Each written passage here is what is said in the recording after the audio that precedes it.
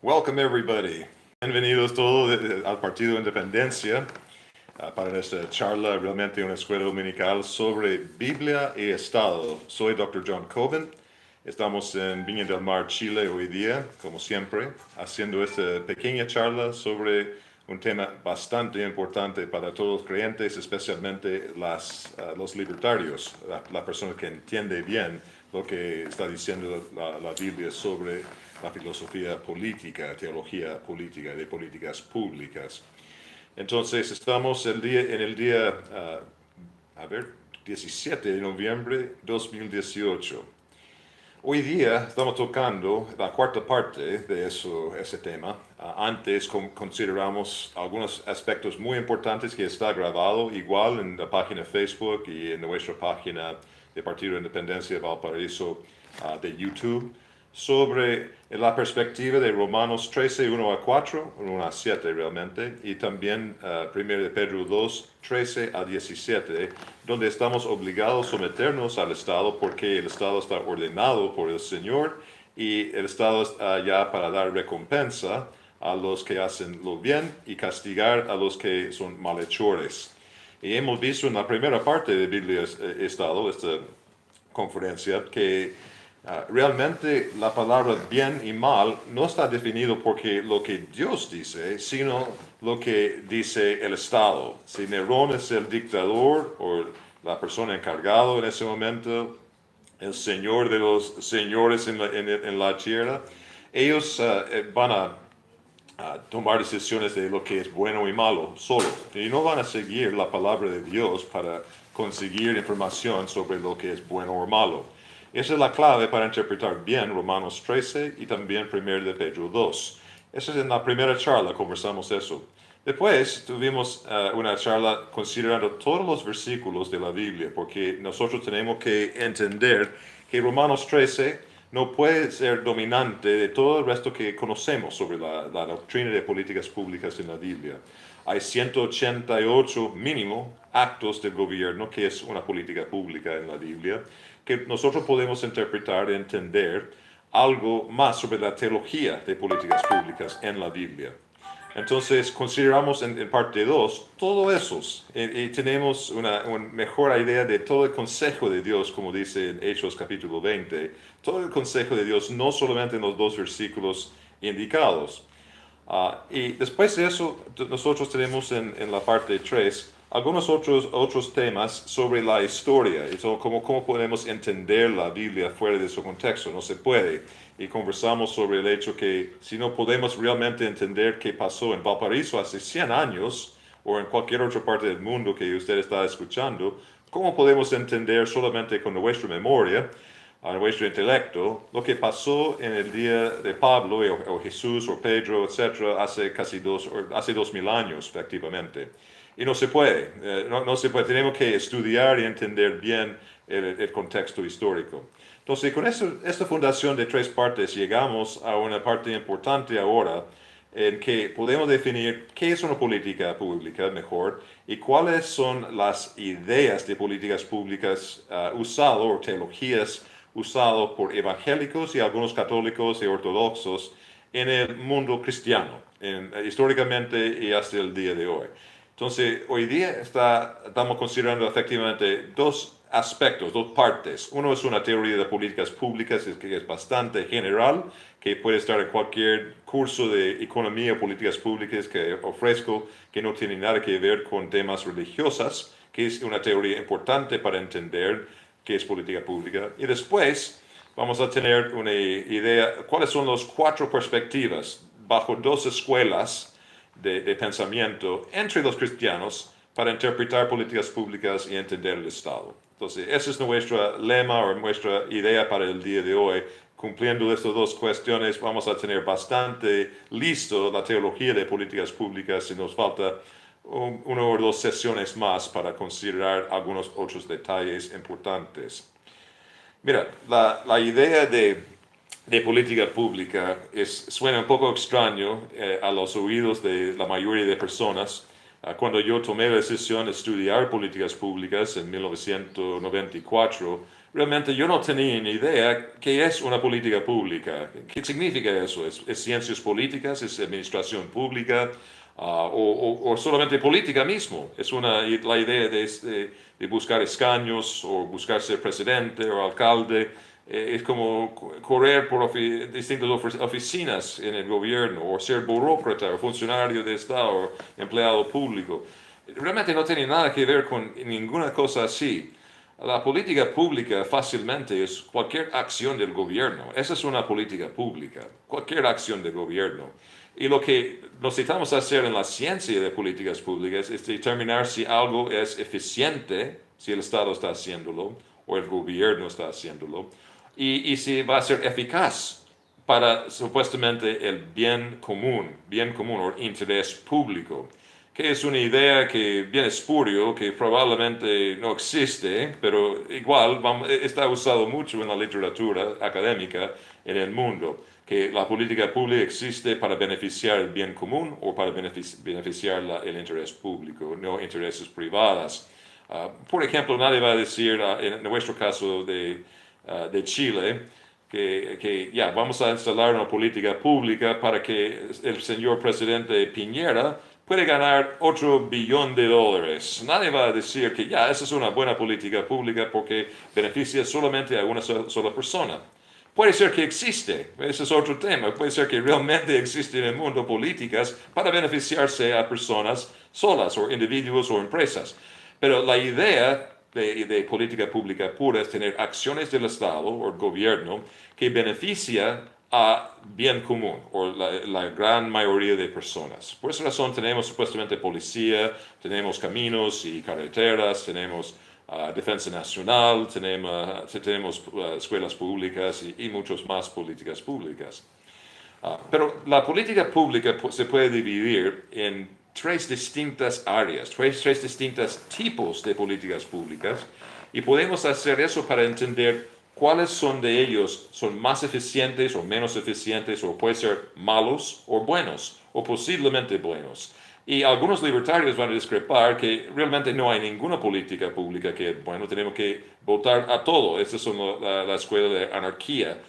Y tenemos que escuchar esa opinión también porque es bastante interesante. En algunos momentos tengo que estar de acuerdo con ellos, que se ve muy mal para la idea de políticas públicas en el mundo. Bueno, comencemos entonces con una idea de dividir o separar esas acciones de gobierno en tres distintas formas. Y tengo mi ayudante aquí, Carl, que va a mostrar la página 28 de este libro. Voy a mostrarle el libro de nuevo. Ese es un libro que escribí hace 12 años, La Teología cristiana de Políticas Públicas. Teología, destacando la evidencia o experiencia norteamericana.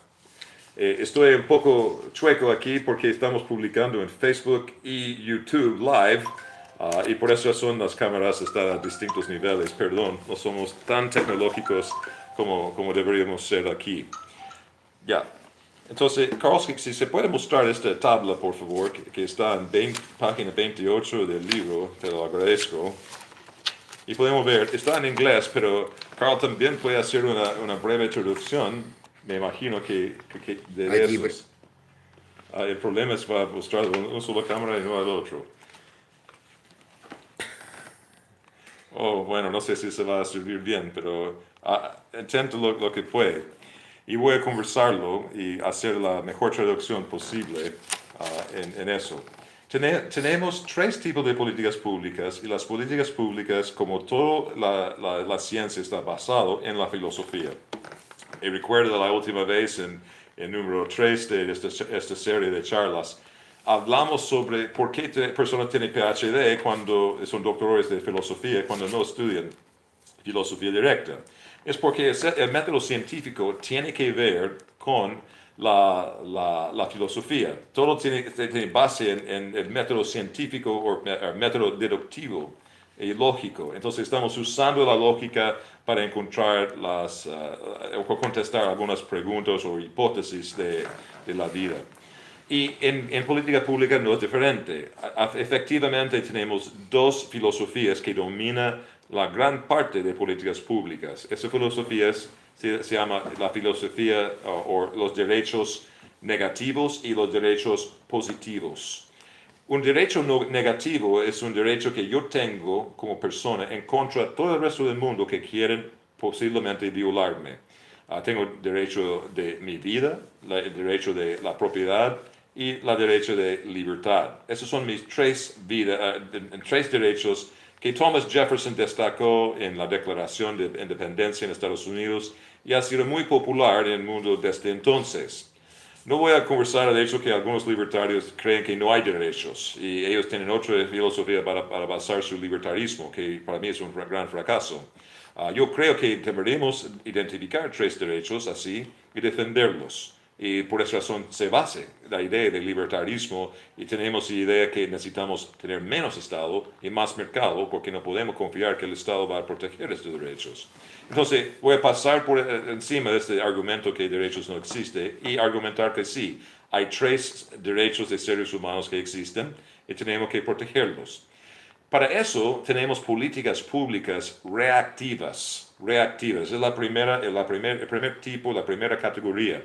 Y bajo eso tenemos la defensa nacional, tenemos la defensa contra contagios, tenemos la justicia criminal, la justicia civil. Esas son la policía también, políticas que apoyan a la policía.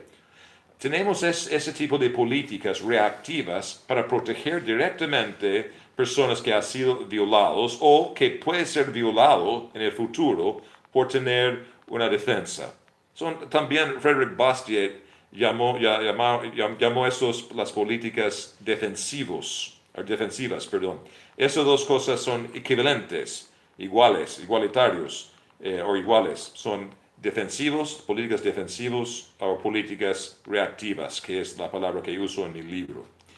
Hay otro tipo de filosofía, se llama los derechos positivos, se basa otro tipo de políticas. El derecho positivo no es un derecho que tengo por naturaleza, porque se dice los libertarios y otros filósofos en la fundación de Estados Unidos, desde John Locke y otros en Inglaterra, que nosotros tenemos dado o dotado por Dios mismo, el Creador, esos derechos de vida, propiedad y libertad. Tenemos esos derechos, son parte de ser un ser humano. Nosotros como seres humanos tenemos eso y no cuesta nada a nadie para que nosotros tengamos esos derechos. Tenemos solamente porque somos seres humanos, criaturas de Dios, y si no creemos en Dios, creemos que los derechos existen porque somos seres humanos y diferente que cualquier otro animal. Entonces, de cualquier forma, llegando a los tres derechos, estamos de acuerdo que existen y tenemos que protegerlos y nadie tiene que pagar un precio para que yo tenga este derecho. La otra filosofía de derechos positivos no dice eso, dice que tenemos derechos positivos y otra persona que tiene que pagar para que yo tenga este derecho. Por ejemplo, hay un derecho de salario mínimo, o un derecho de tener ciertos años de educación gratis, o puede ser no gratis, pero disponible para mí. Tengo que tener una cierta calidad de salud. Entonces, si no tengo suficiente dinero para pagar mi cuenta en el hospital o la clínica, otra persona tiene que garantizar que yo tengo un cierto nivel de salud y pagar la cuenta por mí, para mí. Entonces, esos son tres derechos comunes: salud, ingreso y hay otros también. Por ejemplo, en Virginia había una legislación aprobada hace muchos años sobre aire acondicionado en los edificios de arrendatarios. Que si se mete a una persona allá para firmar un contrato y él está de acuerdo con contratar el departamento y viene equipado con aire acondicionado, tiene que funcionar. En el estado de Virginia, Estados Unidos, se transforma en derecho la idea de tener un ambiente con aire acondicionado. Y si no funciona, él puede reclamar contra el arrendador y decir que, mira, no está funcionando, me tiene que arreglar inmediatamente porque es mi derecho como derecho de vida, como derecho de de libertad, derecho de propiedad, tener aire acondicionado aquí. Y sin fin podemos seguir inventando derechos positivos. De nuevo, si sea salud, cierta cantidad de comida, calorías diarios, una casa decente. Hay casas indecentes y decentes, según una política pública, y muchas otras ideas, sueldo de nuevo. Entonces, la diferencia de nuevo con esta filosofía, que se basa mucho en la Declaración de Derechos de la ONU, la Unión de Naciones Unidas, eso tiene largos derechos demostrados o listados allá, y muchos de ellos son parte de esos derechos positivos. Entonces, ¿cuáles son las políticas que están basadas en derechos positivos? Son derechos proactivas, que eso es lo que hago, lo que se llama en el libro mío. Reactivas trata con derechos negativos, proactivos con derechos positivos. Entonces, ¿cuáles son ejemplos de eso? Bueno, hay muchos. Hay los que tratan con abrochar su cinturón de seguridad o poner su casco en su cabeza cuando tienen motociclo. Hay otros que están obligándote a pagar impuestos para que los pobres tengan algo un poco más y tú tienes un poco menos. Hay otros tipos de políticas así que tratan con escuela pública, que obliga a una persona a asistir cierta cantidad de años, y otros que prohíbe el uso de, por ejemplo, el homeschool, educación en casa. En algunos países en Europa, por ejemplo, y obviamente en China, es ilegal todavía eso. Hay otros derechos positivos protegidos por de legislación para salario mínimo, y otro para salud público y la instalación de hospitales públicos y gratis a cualquier ciudadano. Y la lista es bien larga, de nuevo. En algunos aspectos o algunos momentos en la historia también tenemos otras políticas proactivas que están destinadas a cambiar las mentes de personas. Por ejemplo, bajo Hitler, los alemanes, fue la enseñanza de los judíos siendo personas inferiores o malos, y que tenemos que eliminarlos. Mejor para la sociedad eliminar completamente los judíos. Y esa fue una idea, adoctrinación efectivamente del Estado para cambiar la manera en que las personas estaban pensando. Entonces, bajo esta idea de políticas proactivas tenemos tres subcategorías.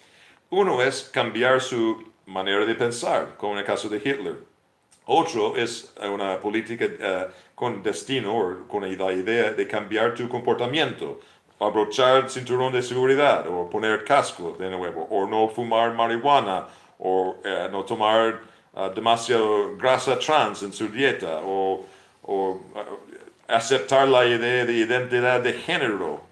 Eso también es las dos cosas, un comportamiento porque tiene que instalar otro baño y permitir que hombres pasen al camarín de las mujeres, pero además tiene que cambiar su mente sobre eso para que no tiene ser un fobio o tiene una fobia contra ese tipo de personas que son trans. Entonces, las dos cosas en uno.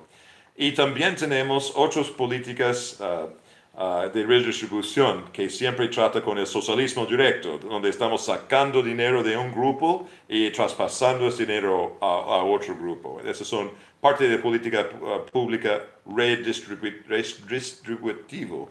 Oh, perdón, esa es una palabra difícil, espero que ustedes entiendan. Entonces, la política proactiva siempre se basa en derechos positivos y siempre está bajo esas tres subcategorías, efectivamente. Hay políticas proactivas que tratan con los tres, como escuelas públicas. Escuelas públicas trata con cambiar las mentes a la adoctrinación completa del niño, y también trata con diseño de tratar de cambiar el comportamiento de personas. Además, involucra la redistribución de riqueza porque está robando efectivamente, involuntariamente, tomando dinero de un grupo, una clase de personas, y dándole a burócratas para tener funcionarios y docentes para escuelas públicas y también sus edificios, etc. Entonces, una política proactiva no necesariamente tiene que ser un solo subcategoría. A veces hay un crossover, hay varios aspectos. Y en la escuela pública también puede lanzar en el otro política reactiva también, en el sentido que hay, o en otro tipo de política no reactiva, de provisión del mercado, provisión ineficiente de bienes y servicios del mercado, porque educación también es un bien normal demandado en el mercado libre. Sin el Estado, los padres van a buscar la manera de educar a sus hijos. Entonces, pero no necesariamente educarse sobre la identidad de género, de homosexualidad, de drogas o de cualquier otra cosa que está enseñando en escuelas públicas, en los colegios públicos hoy en día. Bueno, acabo de mencionar la tercera categoría o tercer tipo de política pública, y esa es la provisión ineficiente de bienes y servicios del mercado. Y el famoso caso de eso es Correos de Chile, por ejemplo. ¿Por qué tenemos que tener el gobierno entregando paquetes, encomiendas y cartas? No es necesario, porque el mercado libre obviamente produce empresas que hacen exactamente lo mismo. Entonces no necesitamos que el Estado se mete en eso. Y normalmente esa provisión es ineficiente porque nadie tiene un motivo, una motivación de ganar dinero por hacer ese tipo de actividad. Es malo económicamente porque va a permitir monopolios, especialmente como en Estados Unidos, donde el servicio de correo allá solamente está permitido operar una empresa estatal, una empresa pública. No se permite entregar cartas a empresas privadas en Estados Unidos. No es como en Chile, que es más libre, donde se permite cualquier persona meterse en este mercado y ofrecer servicio de entregar cartas, encomiendas, etc. Estados Unidos te permite competencia para encomiendas, pero no para cartas. Entonces, ese tipo de política también afecta a la escuela pública, porque, de nuevo, hay personas que están allá porque quieren que sus niños aprendan castellano, inglés, matemática, ciencia, geografía, historia, etc. Esa es la razón por qué están en una escuela supuestamente. Los padres no tienen experticia o deseo de enseñar a ellos, entonces están usando las escuelas para enseñar sus críos. Eso está perfectamente bien, es una elección propia de personas. Entonces, de nuevo, tenemos aspectos en la escuela pública bien compuesto, complicado realmente como política, porque involucra las tres categorías de políticas proactivas, pero también tiene ese otro aspecto de ser parte de otra categoría completa, de la provisión eficiente de bienes y servicios del mercado. En esa última categoría hay otros ejemplos también. Por ejemplo, los mecánicos estatales que trabajan en la reparación de vehículos. ¿Por qué necesitamos mecánicos empleados del Estado?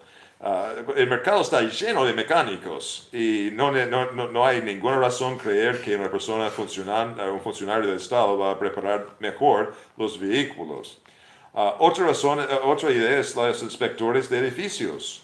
Tenemos mucha burocracia en todos los países sobre inspecciones de edificios, cuando casi en todos los países también hay, en paralela, hay inspectores de edificios privados, porque la gente no cree que el Estado está haciendo bien su inspección, entonces ellos están allá con su propio inspector inspeccionando edificios. Eso pasa mucho en Estados Unidos, mucho menos aquí en Chile, pero está allá, nadie confía tanto en el Estado para inspeccionar, pero el mercado sí, entonces pasa por eso. Tenemos guardias de seguridad en la noche, para proteger la propiedad privada de las empresas, especialmente, porque no confían que la policía va a proteger su propiedad. Entonces, la policía mismo en esta función es ineficiente, es una provisión ineficiente. El mercado puede proveer ese tipo de seguridad, de vigilar. Hay otros, obviamente, la cosa de espacio. Está en Estados Unidos lanzando cohetes, la NASA muchas veces para satélites, pero ahora tenemos empresas privadas que están haciendo lo mismo. Entonces, ¿por qué el Estado está involucrado en eso? En la defensa nacional no es completamente un servicio de política que es que es solamente para provisión de políticas reactivas, para la defensa en contra de invasión, por ejemplo. Porque los soldados tienen que vivir en una cierta forma. Entonces, los servicios de comidas o alimentación, o los lugares donde ellos alojan, donde duermen en la noche, todo puede ser algo provisto por el mercado libre, porque tenemos hoteles, tenemos restaurantes, tenemos servicios de comidas en el libre mercado y sabemos que el mercado puede proveer ese tipo de cosas.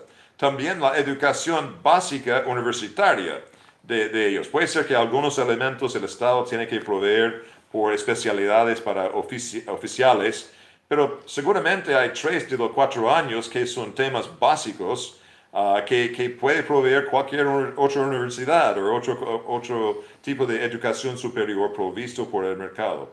Entonces, otro es en Chile, casos especiales, las minas. Tenemos una gran mina, Codelco, que está operada todo el día por el Estado. ¿Por qué el Estado tiene que ser dueño o operar una mina? El libre mercado es muy bueno para extracción de minerales de la tierra. No necesitamos que el Estado involucre en esa actividad. Igual como fijar precios en petróleo, como ENAP en Chile, donde tenemos una empresa que dicta cuáles son los precios de petróleo cuando tenemos un mercado libre mundial que puede enseñar completamente o informar a la gente completamente sobre precios así. Entonces, la lista aquí, de nuevo, es muy larga de ese tipo de políticas. Tenemos que entender que esas son las 3 categorías ampliamente hablado. Un cristiano es importante que ustedes entiendan eso cuando están escuchando algo sobre una política de gobierno. Si un cristiano, por ejemplo, o un libertario debería apoyar tal cual política como está mencionado, si es otro arancel, si es una guerra de intercambio, o si está hablando de comprar terrenos y construir casas para los pobres, o dar bonos a los pobres, o ampliar el tamaño de hospitales públicos. Hay miles y miles de cosas que podemos encontrar en nuestra propia sociedad aquí en Chile o en otra parte del mundo. Pero necesitamos un marco teórico para decir que eso es malo o eso es bueno. Yo voy a decir que bíblicamente y en términos de ser un libertario, no se puede justificar de ninguna manera cualquier política que no es una política reactiva. Si es una política de provisión ineficiente de un bien o servicio del mercado, no debería meterse el Estado en eso, porque ellos pueden producir algo, pero el costo sería muy alto e ineficiente. No es bueno, puede ser bueno que el gobierno me entregue una hamburguesa todos los días del mes, pero si después se manda a mí o otra persona una cuenta de 500,000 pesos o $800 estadounidenses para esta hamburguesa, no va a ser tan bueno lo que está haciendo para mí, porque no vale la pena ese tipo de costo. O si cuesta más, y realmente es probablemente muy barato para la provisión estatal, probablemente no va a ser 500,000, pero 5 millones de pesos para estas hamburguesas, o 20 millones de pesos. El Estado es notorio por hacer la cosa muy ineficiente y nosotros no podemos apoyar ese tipo de política porque, especialmente como libertarios, no nos gusta la ineficiencia, pero en términos cristianos, nosotros no queremos pagar más por cosas porque tenemos un deber de administrar o ser mayordomía sobre nuestros bienes para que tengamos más para dar a los que están necesitados y apoyar nuestras iglesias, nuestros programas, así. Entonces, no queremos ese tipo de política, eso no es útil para nosotros. Tampoco podemos apoyar las ideas de las políticas proactivas de cambiar o adoctrinar a la gente, cambiar sus mentes, cambiar su comportamiento o también redistribuir la riqueza. Redistribuir la riqueza es malo porque implica un robo. Una persona que está involuntariamente dando su dinero al Estado, a la fuerza, diciendo al Estado, te voy a poner en la cárcel si no pagas este dinero, esa persona está robado. No hay diferencia si es legal o el Estado está haciendo y no un mafioso o una persona que está entrando a tu casa en la noche. Es exactamente igual. Para una persona que está violado, que pierde por el saqueo de su botín del Estado, él se siente violado porque alguien robó su dinero. Y no importa que si el Estado pone un poco de beneficio a la persona, diciendo que ya vamos a construir un camino de vez en cuando, o protegerte de los argentinos corriendo por encima de los Andes para invadir a Santiago. El hecho que, mira, puede ser 1% de beneficio del valor de todos los impuestos que pagamos, entonces no vale la pena para nosotros considerar estos beneficios. Hay un beneficio también si el ladrón entra a mi casa en la noche y roba todas mis obras de arte que no tengo, o mis joyas o dinero, porque no tengo que pagar la prima después. Si no tengo nada más para proteger, yo puedo ahorrar el costo de la prima de seguro también. Ese es un beneficio para mí, ¿cierto? Entonces, mejor que robe, porque no quiero pagar la prima. No, eso no para nosotros no se considera un gran beneficio. El hecho que el Estado hace algo bien para nosotros, si sea muy poco, realmente no es de gran importancia considerando el costo para mí de pagar los impuestos. Es un robo puro, igual como si un mafioso o una persona entrando a mi casa en el impuesto del Estado, si sea IVA o el impuesto de valor agregado, si sea contribuciones, que es un eufemismo para hablar de robos aplicado a bienes raíces aquí en Chile, o si es un permiso de circulación, un otro tipo de robo para manejar mi propio vehículo. Obviamente impuestos en la renta o en los ingresos de personas. No queremos estos productos del Estado, muchas gracias, no. Si queremos un camino al lado de mí, nosotros mejor comprar los servicios de un privado y ponerlo con un grupo de vecinos que quieren instalar un camino y listo. Mucho más barato y mucho mejor que el Estado mismo haciendo este tipo de cosas. Cualquier cosa que involucre el robo en cristiano no debería estar a favor. Lo siento, pero bíblicamente no se puede aceptar. Mucha gente no le gusta escuchar eso porque quieren participar. Otro es el tema de la seguridad social y los productos o beneficios estatales de la redistribución. Lamentablemente, un cristiano y un libertario muchas veces está involucrado en recibir beneficios del Estado voluntariamente. Es una cosa decir que el Estado ha hecho este camino que está delante de mí y voy a usarlo porque soy un ser humano y necesito trasladarme de un lado a otro. Y bueno, está aquí, es un mundo ineficiente y malo y el Estado está proveyendo ese tipo de cosas. Lástima. Esa es una cosa. Pero el otro es que yo relleno un formulario pidiendo que el Estado me da plata. Porque eso implica, porque el Estado, especialmente cuando tiene déficit y no tiene nada en su cofre, tiene que robar a otra persona que está trabajando o otra persona que está impuesto por el Estado por alguna razón u otra. Y recibo de esta persona indirectamente a través del Estado, el broker, el famoso broker, agente, un fondo que ha sido robado. Receiving stolen funds, dice en inglés. Es como una persona que recibe un dinero ajeno, ¿cierto? ¿Es la palabra? Gracias. Dinero robado. Dinero robado. Bueno, ¿cómo puede hacer eso? Bueno, libertarios muchas veces argumentan, y también cristianos, pero yo he pagado mis impuestos. Entonces, si yo pago impuestos, yo estoy recuperando nomás lo que otras personas pagan. Entonces, es mejor para mí porque estoy siendo robado, yo tengo derecho de recibir algo. Es legalmente, filosóficamente, teológicamente, es malo pensar. No puede pensar de esta forma. No podemos voluntariamente pedir que otra persona inocente sea robado para que yo recupere mi dinero. Porque él no me robó. El Estado me robó y gastó mi dinero en otra persona. Ya se fue ese dinero que por imposición me saquearon. Entonces yo no puedo robar a otra persona inocente diciendo que ya me robó a mí, entonces voy a robar a ti. Un tercero que no está involucrado. Y por esa razón, recibir la seguridad social para pensiones es malo en países donde es puro socialismo. Aquí en Chile no tenemos tanto problema en eso que tenemos AFP, un sistema de seguridad social privado, donde las pensiones son realmente sus propios ahorros, que está por fuerza, que no me gusta como libertario, pero por fuerza, guardarlo para mí en un fondo mutuo, que yo recibo una cuenta todos los meses, y cuando jubilo voy a tener mi propio dinero.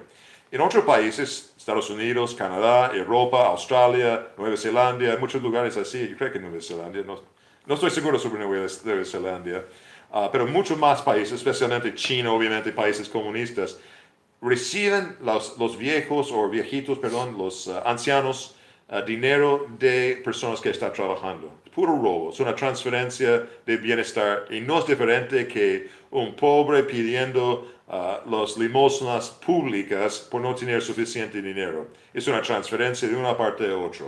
Y no podemos justificar ese tipo de robo. Esa es una cosa que nada que ver.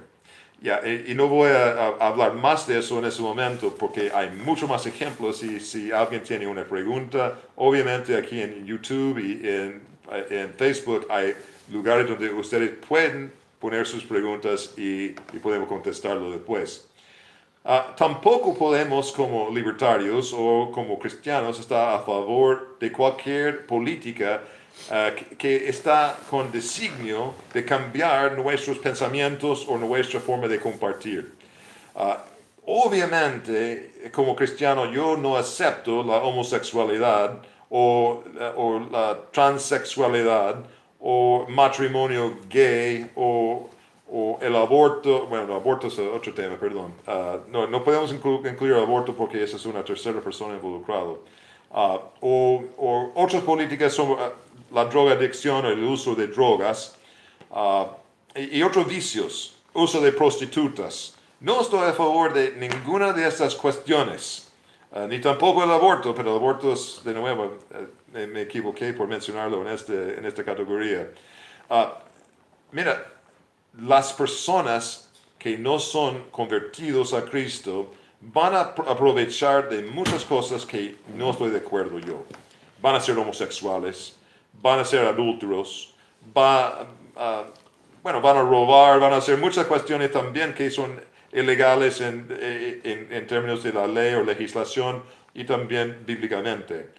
Pero yo no voy a confiar que el Estado puede cambiarlos, porque el Estado que hemos visto en las primeras presentaciones es algo vinculado completamente con Satanás. Yo no puedo esperar que alguna cosa buena va a salir del Estado, que va a promover los mandamientos del Señor, por ejemplo.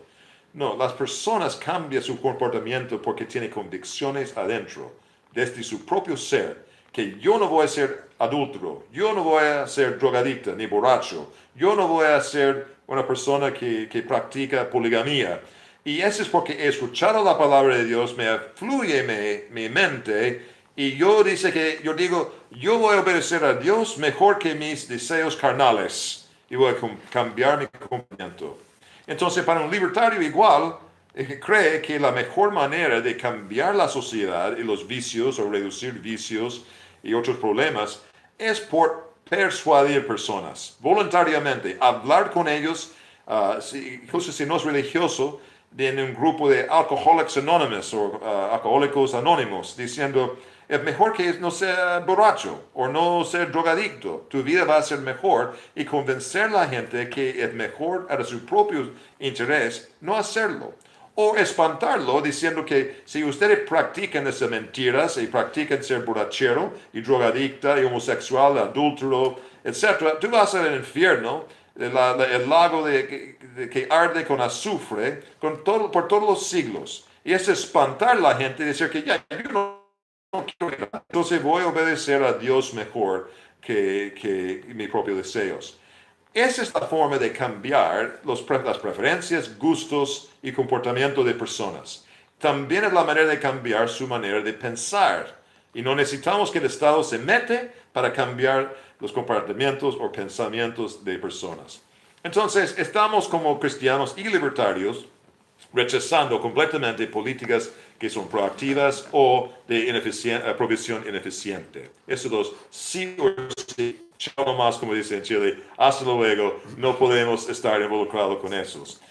Entonces la teoría de política pública nos ayuda a poner en categorías las políticas y tenemos que pensar solamente un poco. A veces en Chile es difícil para evangélicos pensar porque no leen y no quieren pensar mucho, pero ese es no tan difícil ese tipo de proceso. Y si tiene tan dificultad con alguna política, puede tener una conferencia con otras personas para ayudarte realmente a formular y decidir en qué categoría cae una política particularmente. Y con este paradigma nosotros podemos decir que ya no voy a apoyar ningún político que tiene estas ideas o ninguna legislación nueva del Congreso que va a promover esta idea en la sociedad nuestra, porque es mala. Podemos definirlo como malo, malvado, vil, terrible, horrible, etc. Esas palabras para eliminar ese tipo de política. Lo que queda es la política reactiva, y algunos cristianos y libertarios pueden decir que sí, esa política puedo aceptar, porque necesitamos una defensa nacional, necesitamos una justicia criminal, necesitamos un servicio en contra los contagios, también necesito un servicio para proteger menores cuando no tienen papá, por ejemplo, o cuando son delincuentes. Y la lista muy corta de cosas está. Necesitamos embajadores, por ejemplo. Entonces podemos decir eso, aunque mucho de este proceso puede ser privatizado, incluyendo la casa de Sename, donde están los niños alojados, o los militares, su servicio de alimentación, y los mecánicos que trabajan en arreglar sus barcos grandes, o destructores, como tenemos en Chile, submarinos. Podemos privatizar mucho del proceso, pero en algún aspecto necesitamos el Estado metido en ese tipo de políticas. Otras personas tienen libertad de decir que, mira, Dr. Coben está hablando de esta cosa, tú sabes mejor que el Estado tampoco hace bien la defensa nacional. Hemos visto solamente en Argentina que ellos perdieron un submarino allá, y por cuánto, 30 días estaban mirando o buscando ese submarino y no podían encontrar con toda su armada. Y un privado se metió y encontró en 2 días la ubicación del submarino y todos los muertos allá 800 metros bajo la superficie del mar. Entonces, si ellos no pueden encontrar su propia gente en submarino, ¿cómo pueden encontrar otros? Igual pasó aquí en Chile, donde el caso de famosos mineros atrapados en la tierra, los 33. ¿Recuerdan eso en 2010? El gobierno intentó y otras personas intentaron sacarlos de sus propios métodos y no podían hacerlo. ¿Y quién al final salvó el día? 2 expertos taladreros, de personas que taladran la tierra para encontrar petróleo en Texas. Hart y se me olvidó el otro caballero, expertos. Ellos encontraron exactamente la ubicación precisa, y por el libre mercado de nuevo quitaron o sacaron toda esa gente de la caverna ya bajo tierra y salvaron la vida de personas. Entonces, ¿cómo podemos confiar en el Estado? Y Dr. Coben, tú sabes que la justicia criminal es un chiste. La justicia criminal sirve para proteger criminales y los que pueden pagar mucho por abogados. Los ricachones y criminales tienen justicia, los demás no tienen justicia en Chile y en ninguna parte del mundo. A propósito, no solamente Chile, la justicia criminal es muy malo. Entonces es mejor tener anarquía y no tener ninguna manera del Estado, porque el Estado no funciona, no hace ninguna cosa bien. Es difícil para mí argumentar contra este punto, de verdad, pero acepto que hay libertarios que están por ambos lados. El primer grupo es minarquistas, los que creen que necesitamos un muy mínimo Estado.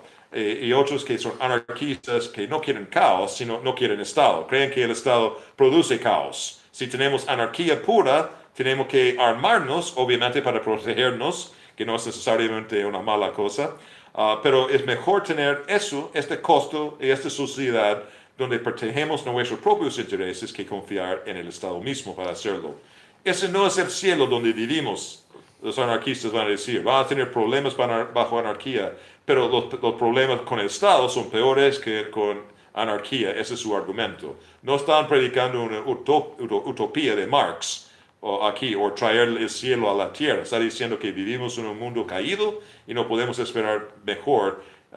que la anarquía puede traer. El Estado no va a mejorarlo. Los minarquistas van a decir que no. Anarquía es mejor que la gran mayoría, que hemos hablado en charla 1, mejor que la gran mayoría de estados históricamente. Pero con un estado como Estados Unidos, agregando un pequeño estado, podemos mejorar lo que la anarquía hace. Puede ser. Ese es un argumento, un debate entre libertarios importantes. Pero yo creo que debería ser bien claro que esa es la única política, único tipo de política pública que podemos aceptar como cristianos fieles y consecuentes o como libertarios fieles y consecuentes. Las demás políticas públicas tenemos que votar y rechazar completamente. Bueno, esa es la primera parte que yo pensaba en hacer en como 20 minutos y he visto que he estado hablando por 45 minutos. Siempre soy demasiado optimista en cuanto yo puedo hacer en un día. Yo creo que tenemos que alargar y hacer la otra parte sobre los tipos de políticas públicas y el concepto de teología de políticas públicas por otro momento, por otra charla, porque eso va a demorar mucho más de los 15 minutos que quedan en esta charla. Otra persona ha comentado a mí que realmente es más fácil tener un programa de 15 minutos o 10 minutos y tenemos en nuestro grupo de charlas en Partido Independencia, Valparaíso, charlas chiquititos así, y entiendo esta razón, tiene razón, pero la idea aquí en esas escuelas dominicales es formarse con 6 largas charlas de una hora y tanto, como una asignatura o una clase o un grupo de clase, un curso completo, para que tenga bien hecha en su mente cuál es la teología de políticas públicas. Hoy día no he hablado tanto sobre teología porque he demorado tanto la teoría de política pública, pero nosotros necesitamos entender esa teoría para actuarse bien como cristianos, igual como libertarios. Es una escuela dominical para todos hoy día en ese sentido. Voy a tocar algunos temas nomás sobre que puedo hacer en 15 minutos y la próxima vez voy a considerar con ustedes la idea, la teología, los 4 perspectivas de teología o política pública en las escrituras o en las denominaciones cristianas históricamente y en la actualidad. Hay un tema de desobediencia que viene muy importante en toda esta teoría, porque muchas personas creen que si el Estado está ya ordenado por el Señor Jesús, el Señor Padre, está creando ese Estado, necesitamos obedecerlo, como dice las Escrituras, y nadie está argumentando contra eso.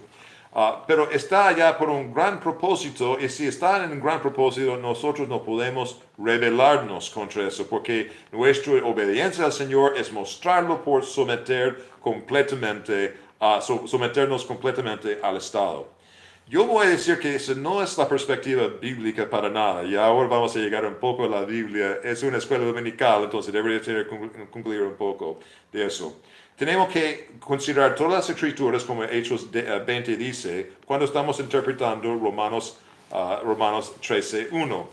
Sométese todos a las autoridades. Si me puede prestar mi Biblia, Carla, allá, y busca, por favor, en algunos textos aquí, y no sé si Pamela puede ayudar en eso también, mis ayudantes están aquí. Mientras que estoy leyendo, por favor, busca en Proverbios 23, 1-3, Eclesiastés 8, 2, 5 y Mateo 17, 24-27. Para recordar a la gente, tenemos aquí bien marcado, alguien está muy bien ordenado hoy día.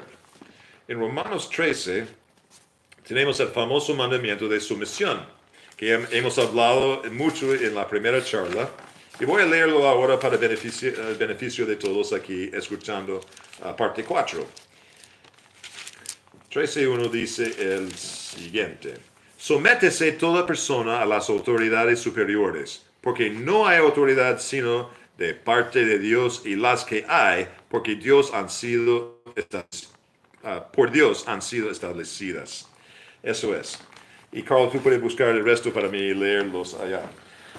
La idea de ellos entonces es, tenemos que someternos, si sea malo o bueno, porque obviamente fue Nerón el rey en ese momento, autocrático, fue un imperio autocrático en ese momento, y Pablo, sabiendo que quién fue el encargado de ese momento del imperio romano, dijeron a ellos someterse al gobierno. Y hay razones por eso, y no es porque le presumen, está presumido mucho, que está sirviendo al Señor en una manera particular para hacerlo bien para la sociedad, según lo que Dios dice. Está haciendo bien para la sociedad conforme a lo que piensa, que Nerón pensaba es mal, está castigando a los malhechores como cristianos, que los fueron ejemplos de muy gran malhechores.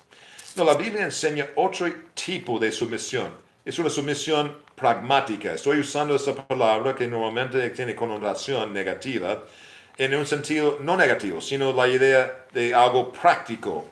La sumisión está en la vida de cristiano porque necesitamos no involucrarnos, enredar nuestras vidas con la política ni el Estado. Y la Biblia enseña exactamente ese principio en otra parte, y la Biblia es su mejor propio intérprete. Y necesitamos buscar otro pasaje en la Biblia para ayudarnos a interpretar Romanos capítulo 1, 13, capítulo 1, versículo 1, perdón. Entonces, Carl, por favor, lea para mí Proverbios 23, 1 a 3, para escuchar una de esas posibilidades. Y ustedes me pueden seguir también si tienen sus Biblias abiertos. Aquí hay, a ver.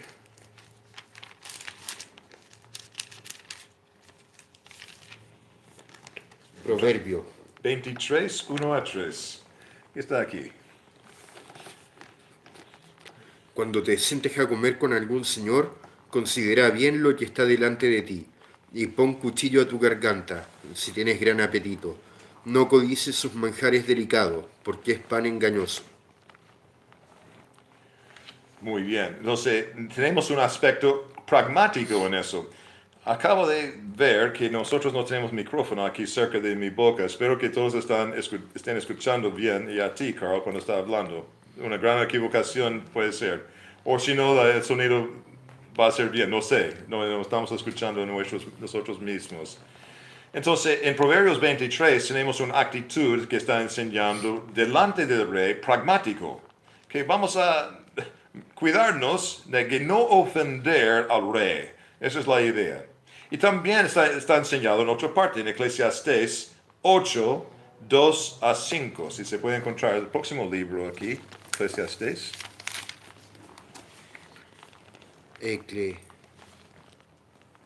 Eclesiastes, ¿ya? 2 a 5. Tiene que ser capítulo 8 que está... A ver. Aquí está marcado. Eclesiastes 8:15. No, pero eso significa que llega hasta 8:15 aquí. Entonces aquí está, no puedo ver bien, 7. Aquí está 8. 8. Ya. 2 a 5, por favor. Te aconsejo que guardes el mandamiento del rey y la palabra del juramento de Dios. No te apresures a irte de su presencia, ni en cosa mala persista, porque él hará todo lo que quiere. Pues la palabra del rey es con potestad. ¿Y quién le dirá qué haces? El que guarde el mandamiento no experimentará mal, y el corazón del sabio discierne el tiempo y el juicio. Ok, entonces otro consejo pragmático cuando estamos cerca de la autoridad. Por razones prácticos o pragmáticos, no vamos a ofender al rey. No nos conviene hacerlo. Y además Jesús tenía la misma idea con las autoridades. En Mateo capítulo 17, Mateo capítulo 7 que está aquí, Sí, lo tengo. en versículo 24 a 27. Lea el comentario a Jesús conversando con Pedro. Del 18, Mateo 18. No, tiene que estar aquí en 17, a ver, 18, Antes. no puede ser que está aquí. 17, 24 a 27. Pago del impuesto del templo. Cuando llegaron a Capernaum, vinieron a Pedro los que cobraban las 2 dracmas y le dijeron, ¿vuestro maestro no paga las 2 dracmas? Él dijo, sí. Y al entrar él en casa, Jesús le habló primero, diciendo, ¿qué te parece, Simón? Los reyes de la tierra, ¿de quiénes cobran los tributos o los impuestos? ¿De sus hijos o de los extraños? Pedro le respondió, de los extraños. Jesús le dijo, luego los hijos están exentos. Sin embargo, para no ofenderles, ve al mar y echa el anzuelo, y el primer pez que saques, tómalo, y al abrirle la boca hallarás un estatero. Tómalo y dáselo por mí y por ti. Ok, entonces Jesús está diciendo, somos libres, no estamos esclavizados del Estado de ninguna forma, pero a pesar de este hecho, la palabra dice exactamente, para no ofenderles. Esa es su palabra, para no ofenderles, hace esa acción y sacar del pez esa moneda y pagarle el impuesto. Jesús no estaba preocupado por pagar o declarar sus rentas o sus ingresos. Como mucha gente predica hoy día, que tenemos que preocuparnos mucho por esa idea de, yo debo impuestos al Estado, tengo que cuidarnos bien en eso. No, el impuesto es un robo. Si podemos evitarlo de cualquier forma, legalmente especialmente, y no producir ninguna consecuencia para nosotros, necesitamos hacerlo, evitar impuestos y no preocuparnos tanto de eso. Pero para no ofender al Estado, tenemos que pagar y someternos a su dirección. Y ese también pasa, hay un interesante comentario sobre impuestos a propósito en Lucas 23:2. Lucas 23:2. ¿Tienes eso? Por favor, léalo, Carl. Ya. Aquí está. Y comenzaron a acusarle, diciendo, a este hemos hallado que pervierte a la nación y que prohíbe dar tributo a César, diciendo que él mismo es el Cristo, un rey. Y eso es. Está bien. Lo interesante sobre este versículo, normalmente pasamos por alto, está diciendo acusaciones de los judíos contra Cristo en ese momento, y acusan de dos cosas, de pervertir la nación, que seguramente hizo, desde su perspectiva. Ellos no les gustó lo que enseñó Jesús, ni sus milagros, etc. Pero otro comentario que pasamos por alto es que Jesús enseñó no pagar los impuestos. Puede ser una mentira que realmente no enseñó Jesús eso, pero no necesariamente es así. Puede ser que es correcto, que Jesús estaba enseñando directamente que no es necesario, si puede evitarlo, a no pagar los impuestos. No estoy diciendo que es algo conclusivo, es solamente un comentario que estoy echando, que Jesús, la evidencia no implica de ninguna manera que Jesús estaba preocupado tanto por pagar impuestos, solamente para no ofenderlo en una ocasión, y el famoso caso de que quién es la inscripción en la moneda, César, dar a César lo que es César y a Dios lo que pertenece a Dios. Esa es su enseñanza completa sobre impuestos, excepto este versículo interesante. ¿Ya? Entonces tenemos este como nuestra base sobre la razón por qué tenemos la sumisión, es para no ofender al Estado. Y hay otro versículo también que es nuestro lema, 2 de Timoteo 2:4. 2 de Timoteo 2:4. Los cristianos tienen que minimizar, enredarnos con asuntos de este mundo. Y esa es la razón por qué tenemos que someternos. Escucha lo que dice el apóstol Pablo. A Timoteo, amado hijo, gracia, misericordia y paz. No, está leyendo, tiene que buscar el versículo, el capítulo 2, versículo 4. Está hablando a Timoteo, sí. Lo siento, ahí va. Ninguno que milita se enreda en los negocios de la vida, a fin de agradar a aquel que lo tomó por soldado.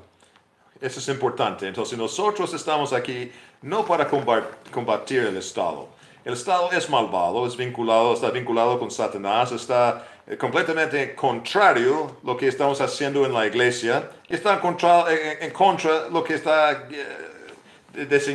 con designios de libertario también. El libertario quiere ver libre, sin imposiciones y regulaciones del Estado, que no sirve para nada.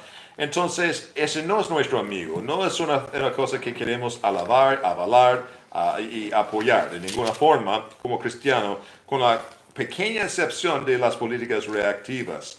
Y la razón por nuestra sumisión, según la Biblia, no es porque creemos que Dios está instalando su ley en la tierra, está usando el Estado para esparcir mejor el Evangelio, para producir una justicia especial en la tierra a través del Estado. Nada que ver. La sumisión de la Biblia por el Estado es algo pragmático, es algo practical para no enredarnos de asuntos de este mundo y no estar objetos de la ira y terror del Estado. Nosotros no queremos meternos en una batalla contra el Estado directamente bajo condiciones normales.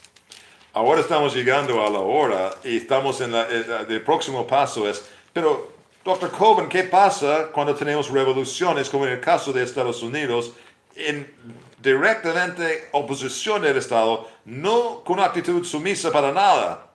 ¿Es bíblico o no? Porque la gente, muchos bautistas, presbiterianos y otros luteranos, pocos luteranos, pocos anglicanos, estaba luchando con fuerza de arma contra Inglaterra, por ejemplo. Y pasó aquí en Chile también contra la corona española y en otras partes del mundo. La revolución, las revueltas son bíblicos y tenemos que someternos. Esa es una gran pregunta y va a ser probablemente el primer tópico de parte 5 porque no tenemos tiempo para hacerlo hoy.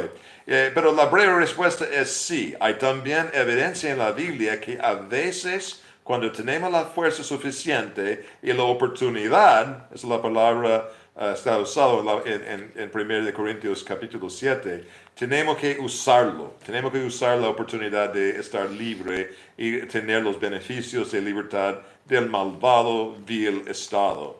Pero normalmente nuestra postura es someternos. Si tenemos que pagar un impuesto, pagamos. Si tenemos que obedecer los límites de velocidad o restricción de velocidad, tenemos que obedecer. Si dice que no podemos tomar cerveza en la playa sentado aquí en Viña del Mar, tenemos que obedecer.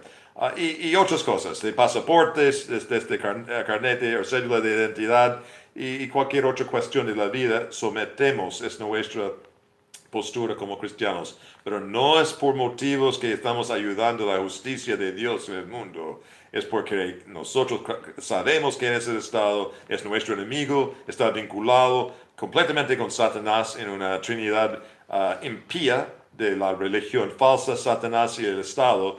Es nuestro enemigo para conquistar a largo plazo, pero nosotros normalmente no tenemos lo necesario para conquistarlo inmediatamente. Entonces, en los casos excepcionales en la vida, sí, hay excepciones donde nosotros podemos formar una parte colectiva contra el Estado, pero no es algo común y corriente.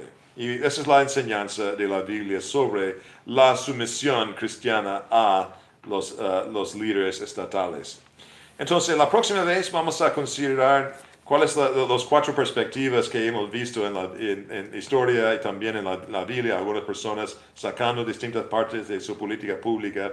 Y yo voy a abogar, una de las perspectivas se llama la libertad de conciencia, que históricamente ha sido algo muy bautista, que nosotros creemos que el Estado no debería ser tan parte de nuestro concepto o cosmovisión cristiano para incluirlo en algo piadoso, algo útil para el mundo.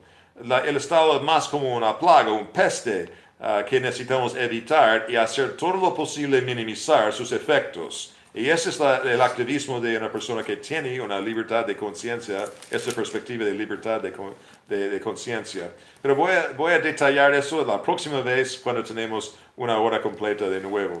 Entonces vamos a terminar esta clase de hoy. Espero que el sonido de la primera parte no fue tan malo porque este micrófono no estaba aquí al lado de mí, estaba abajo en el piso. Pero si hay preguntas ahora vamos a contestarlo probablemente en otra charla. Y si no, vamos a despedirnos y decir hasta luego. Espero verte la próxima vez para la 5ª parte. Soy Dr. John Coben de Chile hablando de Partido Independencia y de Valparaíso. Hasta luego.